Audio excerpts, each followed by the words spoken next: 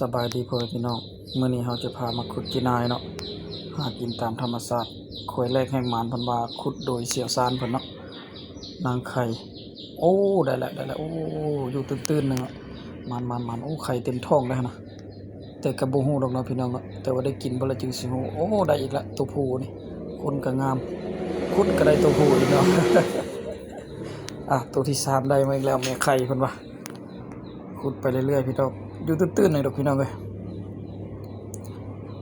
ขุดบึดเดียวก็ได้ละแต่ว่าคันถึกโคยลึกแล้วก็ไข่ศอกพุ่นละขุดจนลอยแขนไปแล้วพี่น้องเอ้ยขุดไปเรื่อยๆเห็นอีกแล้วพี่น้องเอ้ยได้หลายตัวแล้วมื้อนี้โคยหลายขนาดใดพี่น้องเอ้ยอยู่นำไหนาทุ่งนาตัวนี้ขุดไปเรื่อยๆจนสิฮอดโมงกลับพุ่นละมานพี่น้องมาน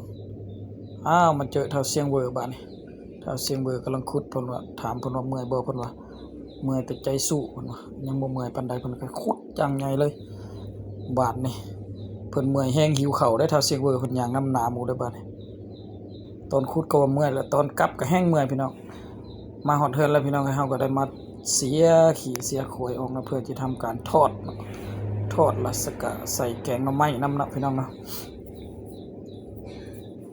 เสี่ยวซานเพิ่นก็ได้มาเสียขี้เสียขวยออกเนาะเสียแล้วเพิ่นก็สิไปเอือบ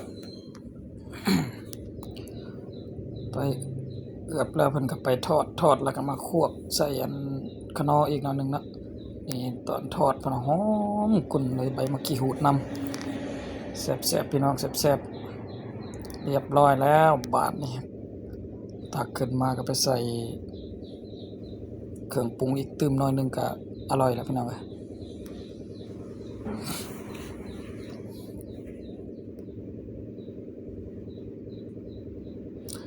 หลังจากสำเร็จเสร็จสิ้นแล้วเราก็นำมาแกงหน่อไม้ได้บาดนี้พี่น้องใส่จิโร่หรือว่าจีนายเนาะโอ้คักๆนะ